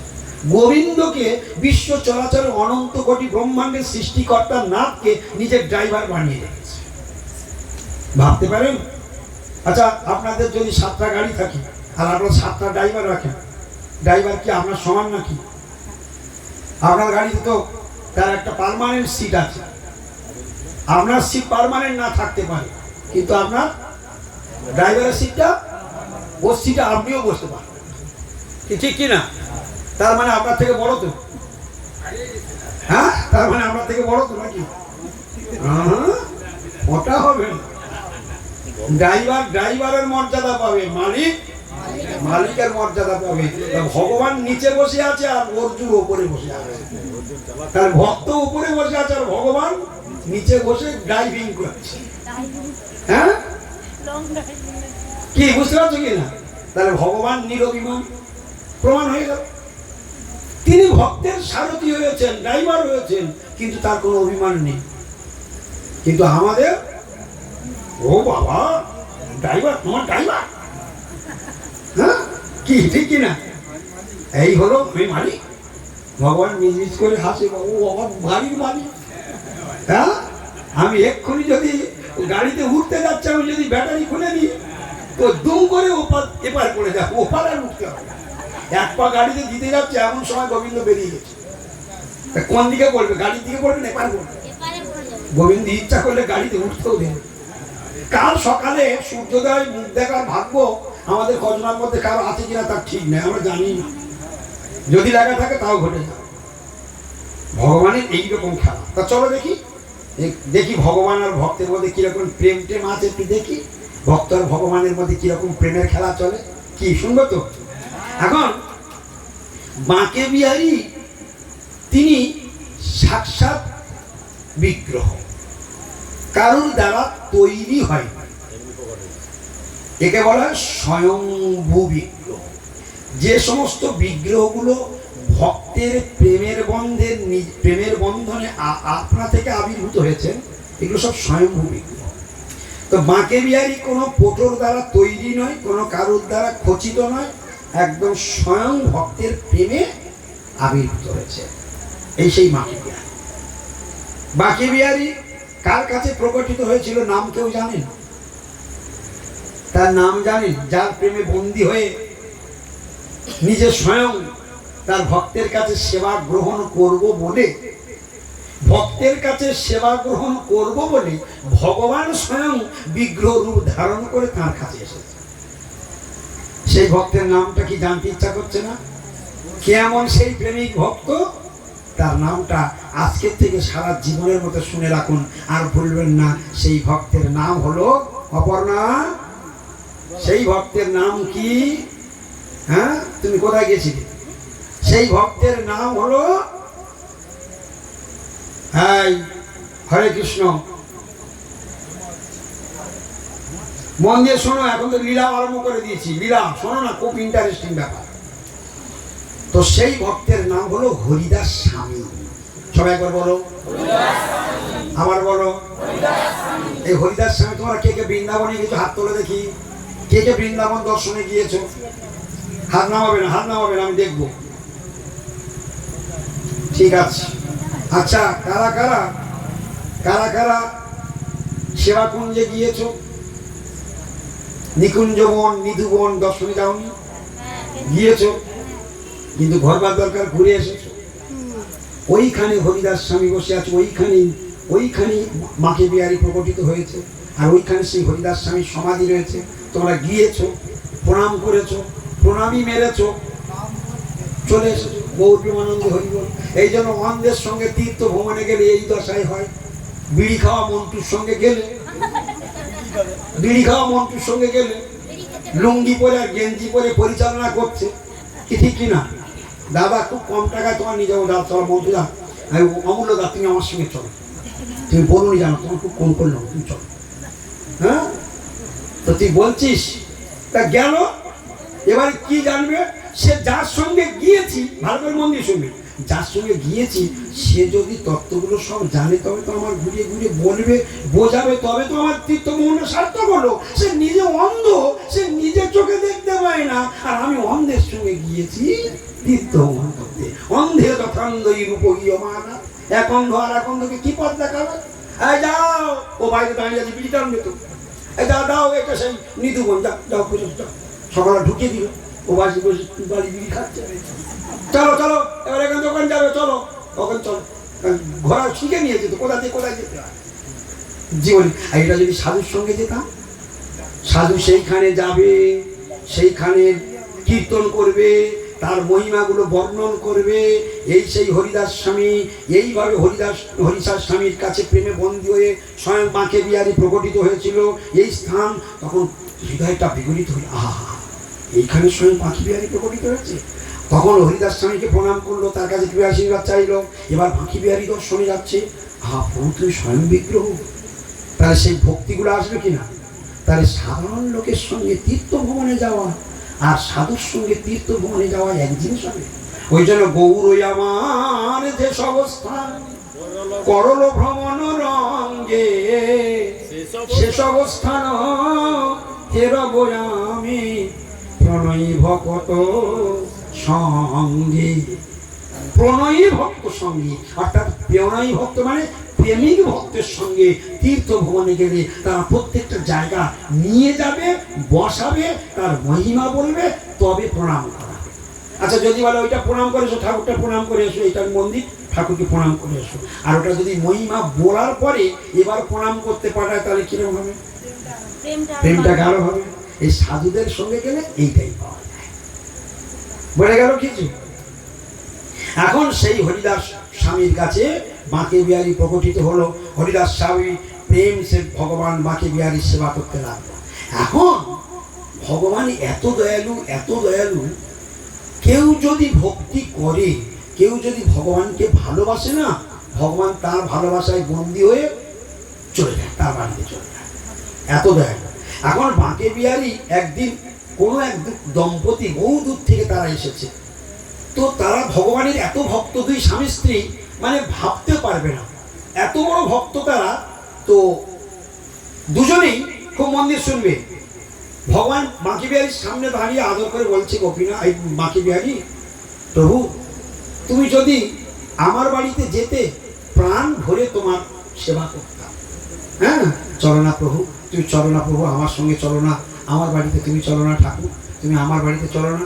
এরকম বারবার দুই স্বামী স্ত্রীর করজোড়ে প্রার্থনা করছে আর কাঁদছে। ও মা, এই করতে করতে তারা দুই স্বামী স্ত্রী প্রণাম করে কাঁদতে কাঁদতে চলে যাচ্ছে। ছুটে গিয়ে বাঁকে বিহারী তার গাড়িকে গিয়ে বলছে, চলো আমি তোমার সঙ্গে যাবো। এদিকে হরিদাস স্বামী ভোগ লাগাতে এসে দেখে ঠাকুর নেই। হ্যাঁ ঠাকুর কোথায় গেল, বাঁকে বিহারী কোথায় গেল, বাঁকে বিহারী কোথায় গেল, খুঁজতে খুঁজতে চারিদিকে মানে খুঁজতে খুঁজতে দেখা যাচ্ছে তাদের গাড়িতে উঠে দুই স্বামী স্ত্রীর সঙ্গে চলে যাচ্ছে। আবার সেখান থেকে বাঁকে বিহারী ধরে বেঁধে ফিরে মন্দিরে ফিরে। তখন থেকে এইরকম দুবার তিনবার যখন ঘটেছে, তখন থেকে ওই বাঁকে বিহারীর মন্দিরে ঝাঁকি দর্শন শুরু হলো। ঝাঁকি দর্শন নাম শুনেছ? ঝাঁকি দর্শন মানে দর্শন করতে থাকবে, হাজার হাজার লোক দাঁড়িয়ে দর্শন করছে, ফট করে পর্দা চলবে। আবার এক মিনিট পর্দা রাখবে, ফের খুলে দেবে, ফের 1-2 মিনিট পর ফের খুলে দেবে, আবার খুলে দেবে, আবার সারা দিন এরকম টানতে থাকবে। যতক্ষণ মন্দির খোলা থাকবে ওই বন্ধ করবে একটা, বন্ধ করবে একটা। কেন করে? মানে ভক্তের সঙ্গে ভগবানের প্রেম জন্মাবার আগেই কাট, যেই প্রেম জন্মাবে চোখে চোখে ভাবের বিনিময় হবে, কাট মানে প্রেম জন্মাতে দেবে। এই জন্য এখানে কি হয়, ঝাঁকি দর্শন। মনে থাকবে। তাহলে বাঁকে বিহারীতে কেন ঝাঁকি দর্শন হয়? এবার যখন বৃন্দাবনে যাবে, বাঁকে বিহারীতে যাবে, তখন দেখবে এবার কিরকম দর্শন করতে কিরকম টেস্ট লাগে, এইবার বুঝতে পারবে। তাহলে এগুলো জেনে গেলে প্রণাম করতে কেমন লাগবে, আর এগুলো না জেনে যদি বাঁকে বিহারী খুব ভিড়, যাচ্ছি তো যাচ্ছি, যেমন সবাই যাচ্ছে আমি যাচ্ছি, ওই যাওয়ার এই যাওয়া তফাৎ হবে। এতে তো ভিতর থেকে জিনিসটা বুঝে ফেলছি। এইরকম ভগবান বাঁকে বিহারী এত প্রেমিক, এত প্রেমিক। একদিন জগন্নাথ ক্ষেত্রে মাধব ঘোষ বলে একজন ভক্ত ছিলেন। জগন্নাথ ক্ষেত্রে মাধব ঘোষ বলে একজন ভক্ত ছিলেন, এতটাই প্রেমিক, বহুত দিন ধরে মনে মনে করছে একবার বৃন্দাবনে যাব, বৃন্দাবন দর্শনে যাব, ঠাকুরকে দর্শন করতে যাব। তো এই মাধব ঘোষ ছিল জগন্নাথের খুব প্রিয় ভক্ত। মনে রাখবে কথা, কার ভক্ত? কোথায় থাকতেন? পুরীধাম। কোথায় থাকতেন? কিন্তু এখন কোথায় যাওয়ার ইচ্ছা হয়েছে? বৃন্দাবন দর্শনে যাবার ইচ্ছা হয়েছে। তো বৃন্দাবনে এই মাধব ঘোষের জন্য এই ভগবান এই মাধব ঘোষকে খাটাল চুরি করতে ধরে নিয়ে গিয়ে আর ওনার ধরি দেয় পানি। জগন্নাথে ভালো নি লাগে, মানে মাধব ঘোষকে বলে মাধব চল না একটু খাটাল চুরি করি। তো মাধব ঘোষ বলছে কবি জগন্নাথ তুমি কেন খাটাল চুরি করতে যাবে? কথা শোনো না, এই মন্দির শোনো। বলছে তুমি কেন খাটাল চুরি করবে? তোমার কটা খাটাল লাগবে বলো, আমি তোমার দম্ভ খাও, তো তুমি চুরি করবে কেন? তখন মাধবকে বলছে জানিস মাধব, চুরি করা মালের টেস্ট বেশি হয়। কে বলছে? চুরি করা মালের টেস্ট বেশি হয়। মাধব হাসতে বলে জগন্নাথ আচ্ছা তুমি এরকম কেন বলো তো? ভক্তের ভগবান কিরকম প্রেমের কথা, তোমার স্বভাবটা এরকম কেন? আচ্ছা এই বিশ্ব চরাচর তো তুমি সৃষ্টি করেছো, তা সব কিছুই তো তোমার, তা তোমার জিনিস তুমি কেন চুরি করে খাবে? কি মাধব ঘোষে আচ্ছা ভক্তের ভগবানের কিরকম প্রেমের কথা, তুমি কেন চুরি করো? তুই যাও, তুই মাধব তুমি যাও না, চলো না আজকে খাটাল চুরি করি। গাছের যাবে না। বারবার যদি ভক্ত বলে আর ভগবানকে, ভগবান যদি ভক্তকে বারবার বলে, তো মা সাধু চোর হয়? কৃষ্ণ না হয় চোর, সাধু কি চোর? আচ্ছা যে চুরি করে সে সাধু? ঠিক করে বুঝে উত্তর দেবে, যে চুরি করে সে সাধু? চোর কখনো সাধু হয় না, সাধু কখনো চোর হয় না। তো ভগবান স্বয়ং তিনি চুরি করবার জন্য রাখছে। সাধু যেতে চাই, মা সাধু যেতে চাইবে, কিন্তু বারবার যদি গোবিন্দ বলে তো কি করবে জানি। এবার গাছের গোড়ায় নিয়ে গিয়ে বলছে জানিস মাধব আমি গাছে উঠতে পারি না, তুই গাছে ওঠ, তুই ফেলে দিবি আমি ধরে নেব। হ্যাঁ তুই বড় কাঁঠালটা পারবি, লুপে নিবি, আমি লুপে ধরে নেব। মাধব গাছে উঠেছে। মাধব গাছে উঠেছে আর যেই বড় কাঁঠালটা দিয়ে ফেলেছে, ও তখন জগন্নাথ পালিয়ে গেছে, ধাস করে পড়েছে। বাগানের মালিক ছুটে এসে কোথা থেকে কাঁঠাল, কি একটা কাঁঠাল পড়লো, জোর লোক ছুটে এসে দেখে না কাঁঠাল পড়েছে, উপরে তাকিয়ে দেখে মাধব। হ্যাঁ এবার ওকে ধরে নিয়ে গেছে। কিন্তু মাধব ঘোষ সারা পুরী ধামে ওর ব্যাপক নাম, ব্যাপক। মাধব ঘোষ বলতে সবাই অজ্ঞান, মানে এত বড় প্রেমিক ভক্ত, সবাই জানে জগন্নাথের খুব প্রিয় ভক্ত, জগন্নাথ ওর কথা শুনে, তাহলে এমন করে সবাই জানে। যখন কটার জানাজানি হলো, তাও রাজার বাগান, কার বাগানে? রাজার বাগানে চুরি করতে গিয়ে রাজার লোক ধরে নিয়ে রাজার কাছে নিয়ে গেছে। রাজা বলছে মাধব তুমি চুরি করবে কেন? তুমি চাইলে তো তোমার বাড়িতে আমি কাঁঠাল লরি খানে ফাটিয়ে দিতে পারি। তখন মাধব বলছে শোনো ঘটনাটা আমি বলি, আমি ঘটনাটা বলি শোনো, আমি কার পাল্লায় পড়েছি তোমার গল্পটা বলি শোনো। এই ব্যাপার, এই ব্যাপার, আমি কিছুতেই যাব না, উনি শুনবেন না, আমাকে জোর করে ধরে নিয়ে গেল, আমাকে ধরিয়ে দিয়ে নিজে পালিয়ে গেল। এই রকম প্রেমের গল্প শেষকালে জগন্নাথকে সেই দিন থেকে বলছে আর কোনোদিন জগন্নাথ যেন কাঁঠাল চুরি করতে না যায়। সেদিন থেকে ব্যাপকভাবে কাঁঠালের ভোগ সব সময় একদম দিতেই থাকে, কাঁঠালের ভোগ সহজ আর বন্ধ হয় না। সিজন পড়ে গেলেই কোনোদিন আর কাঁঠাল ভোগ বন্ধ হয় না। তো এইরকম প্রেমিক সেই মাধব ঘোষ কোথায় যাচ্ছে? বৃন্দাবন। তাহলে ভগবান তার হৃদয়ে মাধা। এখন বৃন্দাবনে গিয়ে যমুনার পাড়ে বসেছে, বহুত কষ্ট হয়েছে। তো তৎকালীন আমাদের মতো ট্রেনে চাপবো, গল্প করে চলে যাবো, হ্যাঁ কমাস লাগবে। এখন ওই পোটলা মাথায় করে বয়ে ওই কীর্তন করতে করতে পাহাড় পর্বত জঙ্গল টপকে টপকে যেতে হবে। তো সেখানে গিয়ে যমুনার পাড়ে বৃন্দাবনে যখন উপস্থিত হয়েছে, এত বড় গল্প শুনছো তো, বিরা শুনছো? ভগবান আর ভক্তের মধ্যে প্রেমটা কিরকম গাঢ় দেখো। তো সেই বৃন্দাবনে যমুনার পাড়ে বসে এবারে ক্ষুধা লেগেছে, কি খাবে? তো গোটাগত চানা ছোলা কেউ ভিক্ষা দিয়েছে, তো সেই ছোলাটা নিয়ে যমুনার জলে একটা কাপড়ের করে হরি বল উমা, হ্যাঁ যমুনার জলে সেটাকে ভিজিয়ে দিয়েছে। কিসে ভিজিয়ে দিয়েছে? যমুনাটা কাপড়ে করে, গলবস্ত্র কাপড়ের মলি করে, আর ছোলাটা নিয়ে যমুনার জলে ভিজিয়ে দিয়েছে। সাধু তো বাসন নি পত্র নি কিচ্ছু নেই, কোথায় ঝুলিয়ে দিয়েছে? সেইটা ভিজে ছোলাটা অনেকটা হয়ে গেছে। এখন সাধুদের স্বভাব কি, আগে খেয়ে নেয়? সাধুরা আগে কি করে? ভগবানকে নিবেদন করে। ওই যমুনার পাড়ে বসে এইরকম আঁধলা করে ছোলা নিয়ে আর মাকে বিহারীকে বলছে, মাকে বিহারী তুমি ভোগ গ্রহণ করো, তুমি পোশাক করো, আমি পোশাক পেয়ে জীবন নির্বাহ করি। এমন আদর করে বলেছে, মাকে বিহারী সেই ছোলা খেয়ে নিয়ে কোথায় বসে ভোগ লাগালো? যমুনার পাড়ে। ঠাকুর নেই, মন্দির নেই, কিচ্ছু নেই, বললো খেয়ে নিল। এদিকে হরিদাস স্বামী পূজারী প্রত্যেক দিন মাকে বিহারীর যেমন ভোগ লাগে, প্রত্যেক দিন আদর করে যেমন ভোগ লাগায়, আর প্রত্যেক দিন যত আইটেম লাগাবে প্রত্যেকটা যে খেয়েছে তার চিহ্ন থাকে, প্রত্যেকটা যে মাকে বিহারী খেয়েছে তার চিহ্ন দেখা যায়। এখন সেই দিনে আর কোনো মাকে বিহারী ভোগ লাগানোর পরে এবারে ভোগ তুলতে গিয়ে দেখে কোনোটাই হাত দেয়নি, আজকে কোনোটাই হাত দেয়নি যখন মাকে বিহারী। তখন এইবারে হরিদাস স্বামী কাঁদছে, হাউ হাউ করে কাঁদছে, নিশ্চয়ই আজকে কোনো অনাচার হয়েছে, কোনো আমাদের সেবক কোনো অনাচার করেছে, বত আমার কোনো অপরাধ হয়েছে, যার জন্য প্রতিদিন মাকে বিহারী খায়, আজকের কেন খেলো না? এইবার আকুল প্রাণে কান্না করছে। ভগবান তো ভক্তের চোখের জল সহ্য করতে পারে না, ভগবান এত দয়ালু। শেষকাল পর্যন্ত মাকে বিহারীকে বলছে হরিদাস স্বামী, ঠাকুর তুমি বলো কোন অপরাধ হয়েছে, তুমি যদি না বলো তাহলে আমি বুঝবো কেমন করে, তুমি বলো ঠাকুর, তুমি বলো কি হয়েছে, বলো কি অপরাধটা আমার হয়েছে, বলো কোন অনাচার হয়েছে বলো, আগামী দিনে যদি ফের এই অপরাধ আবার হয়ে যায় তুমি আমার খুলে বলো ঠাকুর, তুমি খুলে বলো। প্রেমিক ভক্ত তো হরিদাস স্বামী, যার কাছে প্রেমের স্বয়ং নিজে প্রকটিত হয়েছে, তার প্রেমটা কি কম নাকি? তখন মাকে বিহারী স্বয়ং হরিদাস স্বামীর সঙ্গে কথা বলছে। আমি বললাম না ভক্ত আর ভগবানের কথা হয়। তার কান্না শুনে বলছে, না না না না হরিদাস, তোমার কোনো অপরাধ হয়নি।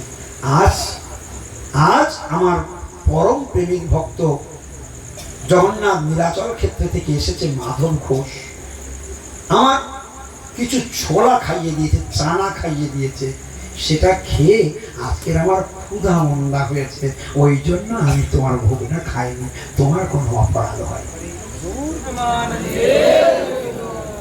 তখন সেই হরিদাস স্বামী বলছে, কে এমন প্রেমিক ভক্ত? বলে কোথায় আছে প্রভু?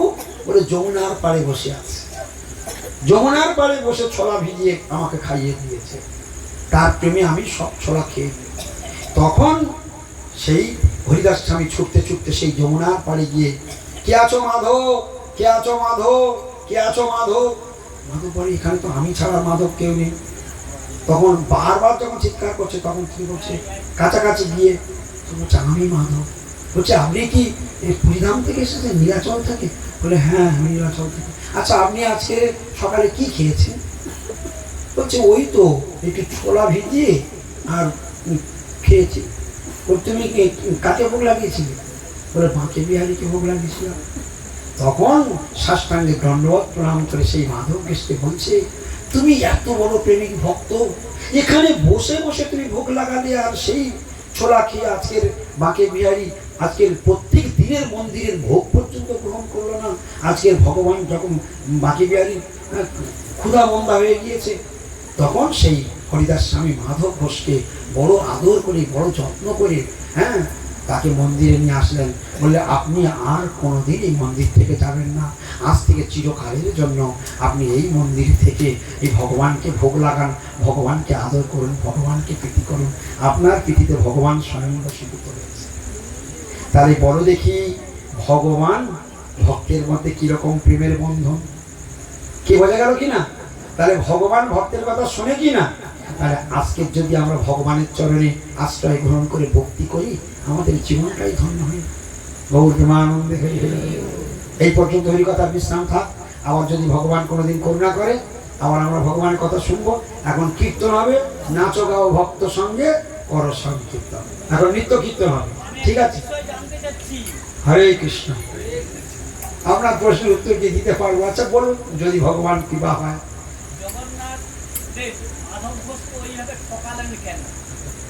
কাকে ঠকালেন? ওইটাই তো প্রেমের বন্ধন, ওইটাই তো মাধব এই যে লীলাটা করলো, ভগবান মাধবকে ঠকালো না, মাধবের মহিমা আরো বহুগুণ বাড়িয়ে জগন্নাথ নিজের জীবনের সঙ্গে মাধব যে আমার কত প্রিয়, এটা ভগবানের লীলা। আজকের এই লীলাটা আমরা কোনোদিন শুনতে পেতাম না। মাধব ঘোষের নাম আমাদের কাছে উচ্চারণই হতো না, ওটা গোপনে থেকে যেত যদি ভগবান কাঁঠাল চুরি না।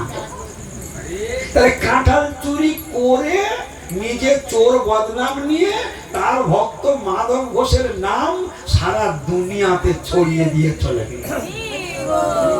কিছু বুঝতে পারলেন? তাহলে ভগবান কেন তিনি অবতীর্ণ হন, ভগবান তিনি কেন লীলা করেন, ভগবান তার ভক্তকে নন্দিত করবার জন্যেই তিনি এই লীলা বিলাসগুলো করে থাকেন। বোঝা গেল? হরে কৃষ্ণ। তাহলে এখন কীর্তন হবে তো? নেচে নেচে হবে না বসে বসে হবে? ঠিক করে বলবে। তখন চলে গেলে যেন বলো না মহারাজ আমাদের নাচায়নি। আমি আগের বারে এসেছিলাম, পরিক্রমায় নাচিয়েছি, আবার ফের নাচিয়েছি। গুরুদেব ছিল বলে একটু একটা কীর্তন কম হয়েছিল। গুরুদেবের কথা বলতে পারি না, একটা কীর্তন কম হয়েছিল বলে মান বেশি নাচাই। হ্যাঁ, তাহলে বসে বসে কীর্তন হবে না, নেচে নেচে হবে? ঠিক করে বলবে। তখন যেন বলো না ওই ছন্দার কাছে কি বললো, যেন মহারাজ না চাই। হ্যাঁ হ্যাঁ, এই নাচটা মেন নয়। হ্যাঁ, একটু কীর্তন হলো, নাচ কীর্তন হলো অল্প একটু সামান্য, এটা বেটার। কিন্তু শুধু নাচ যারা করে, এখন বর্তমান কীর্তন সমাজ তো তাই করছে, মাথায় টুপি পরিয়ে টাকা নিয়ে চলে যাচ্ছে। ভালো করে জেনে রাখবেন, ভগবানের নাম কীর্তন তো আজ হয় না। কীর্তনের আসলে রবীন্দ্রসঙ্গীত, হ্যাঁ, ক্লাসিক্যাল, এইরকম টপ্পা, বাউল, আপনারা খেয়াল করবেন, নজরুল গীতি এইসব গাইছে, শুধু এইসব গাইছে। খুঁজে তো পাই না কি গাইবে। হ্যাঁ, শ্যামা সঙ্গীত যা পাচ্ছে জুড়ে দিচ্ছে। কিন্তু কীর্তনটা তো এ জিনিস নয়। কীর্তনটা কি? কীর্তন হচ্ছে, কীর্তন কাকে বলে জানো? কীর্তন আজকে তোমরা শুনে, তোমাদের মাথায় টুপি পরানো বেশি সোজা। আর আমরা এতটাই মানে আমাদের জ্ঞান দিনে দিনে লো হয়ে যাচ্ছে যে যত ভেলকি দেখাচ্ছে তাকে আরো বেশি করে আনার চেষ্টা করছে, তার চাহিদা বাড়ছে। আর সে কি করছে, সেই সুযোগে হু হু করে 20,000 টাকার গ্রাহক নয়, সে তার আমরা দাম বাড়িয়ে দিচ্ছি, সে 40, 50, 60, 70, 80, 90, 1 লাখ, 10, 20 নিয়ে আসো, 1,20,000 ওরাই নিয়ে আসো। হ্যাঁ, যত দাম নেবে তত তার রুচির মতন তুলবে। 1,20,000 টাকা দিয়ে 1,20,000 দিয়ে নিয়ে এসেছে গৌর প্রেমানন্দে। কিন্তু সে যখন গান গেয়ে গেল, ওর থেকে ওই কেটে কিনা এই জিনিসগুলো। আজকে আপনারা লক্ষ্য করবেন কীর্তন কাকে বলে। আপনারা যেদিন এই যে সমাজের মানুষ যেদিন বুঝতে পারবে, যেদিন করা হবে, ওইগুলো সবগুলো ওদের বন্ধ করে দেওয়া উচিত। কিভাবে লোক ঠকাচ্ছে আমি আজকে আপনাদেরকে প্রমাণ করে দিচ্ছি। আপনারা দেখে নিন কিভাবে আপনারা ঠকছেন, জনগণের টাকা কিভাবে খতম হচ্ছে আপনারা দেখে নিন। আমি বলে দিচ্ছি, একটা কীর্তন, তুমি তো কীর্তন গাইতে এসেছো, ভগবানের কীর্তন গাইতে এসেছো। তা কীর্তন গাইতে গেলে তোমার স্টাফে 5 জন আছে, তা 5 জনে তুমি 2,000 টাকা করে দাও, 5 দোকানে 10,000। তোমার যে টাটা সুমোটা তুমি নিয়ে এসেছো গাড়িটা, তার তেল খরচ 3,000 থেকে 4,000, বেশি করে ধরে নিচ্ছি, 5,000। তাহলে কত হলো? 15,000। আর এক পালা গান করলে তুমি 5,000 টাকা তোমার থাক, তাহলে কত হয়? তাহলে 20,000 টাকায় গান করলে ইজি ভাবে সকলকার মেনটেন হয়ে যায়। সেই লোকটার দাম নিচ্ছে 1,20,000। তাহলে আজকে যদি 2.5-3 ঘন্টায় 1 লাখ টাকা কামায় ব্যক্তিটা, এরকম যদি সকালে একটা গান মারে, বৈকালে একটা, সন্ধ্যায় একটা গান মারে, পার ডে 2 লাখ করে কামাবে।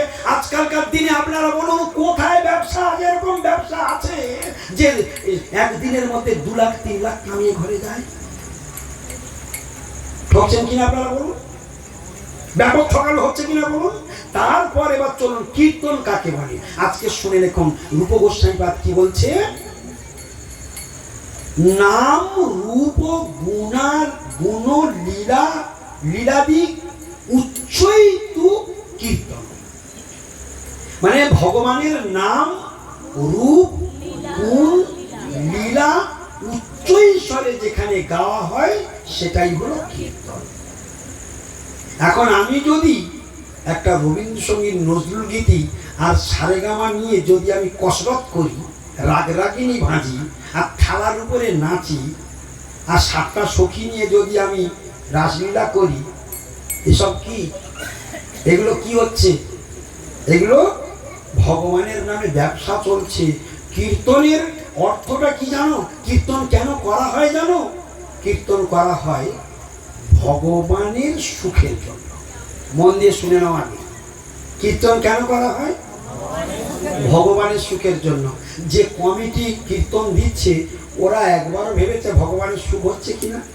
আর যে গাইছে তারাও কি জানে যে ভগবানের সুখ দিচ্ছে কিনা? তারাও কি ভাবে আমি ভগবানের সুখের জন্য গাইছি? আর যারা শুনতে এসেছে তারাও কি ভাবে যে আমি ভগবানের সুখের জন্য শুনছি?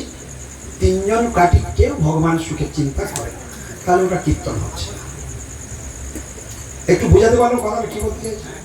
তাহলে কীর্তন বলে আজকে আর কিছু নেই। কলি মহারাজ তাদের মাথায় ছাতা ধরে রেখেছে, তোরা চালিয়ে যা, তোরা যদি এরকম বারবারন্ত হয় তাহলে আমি আমার কাজটা ইজি চালাতে পারবো। কারণ তোদেরকে স্পর্শ করবো, ধর্মের ধ্বজাটা তোরা ধরে রাখবি, আর আমি এদিক থেকে অন্তঃশ্বাস শূন্য করে দেবো। আসল ধর্ম আমি করতে দেবো না সহজে। কারণ জলে বাস করে কুমিরের সঙ্গে দাঙ্গা করা এত সহজ নয়। তাই ছলে বলে কলে কৌশলে পরীক্ষিত মহারাজের মাথায় উঠে গেল কলি।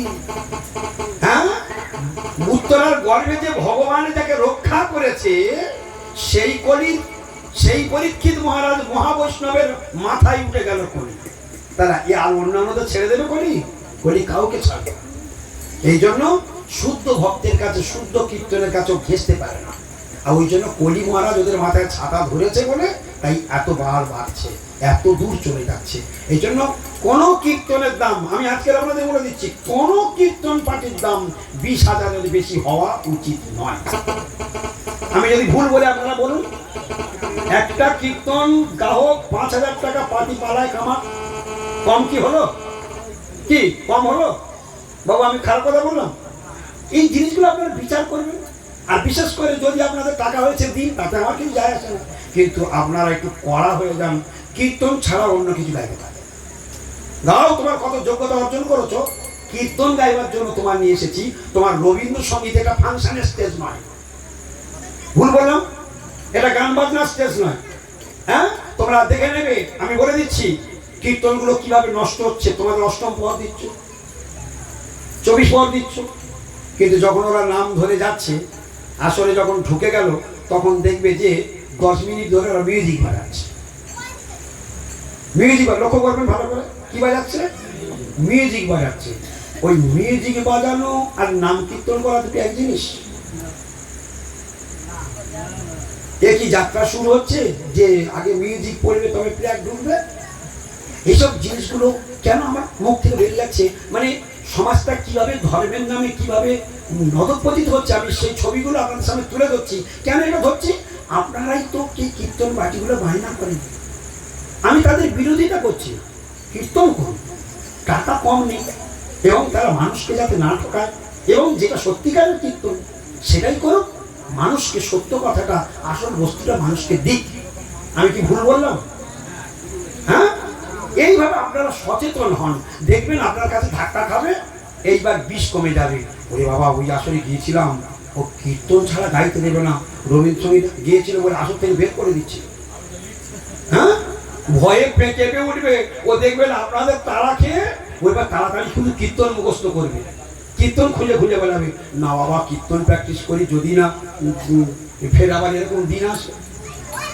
এরকম যদি নায়ক বাড়িরা সচেতন হয়ে যায় না, ওই টাকা আর কীর্তন দেখবে ছেড়ে দেমা কেঁদে মাছি হয়ে যাবে। ঠিক কিনা বলুন? হরে কৃষ্ণ। তা চলুন এখন কীর্তন হবে। ঠিক আছে, চলো। ঠাকুর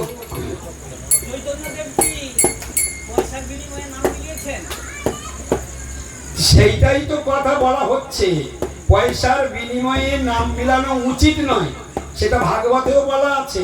কিন্তু কলির প্রভাবে এখন ওরা বলবে কি করব, আমার তো স্টাফ আছে, আর তার জন্য নেওয়া উচিত নয়। তবু আমি কি বললাম, ঠিক আছে মেনেই নিলাম, বললাম না ঠিক আছে, না হলে চলবে না, তার নাও, খরচাটা তুমি নাও। 5 জনের 10, আর তোমার গাড়ি 2-3-এর তেল খরচা হয়ে যায়, ধরে দিয়েছি 5, আর বাদ বাকি তোমার 5। আর গলায় যা মালা ঝুলিয়ে দিল সে তো সব মাল করি তোমার, তার কম কি হলো? তবু এত লোভ কেন? কি ঠিক বললাম না ভুল বললাম? এত লোভ হওয়া ভালো না। ওই টাকা কিভাবে সর্বনাশ হবে, ওই টাকা কিভাবে ডাক্তারে খাবে, ওই টাকা ভগবানের নামে টাকা।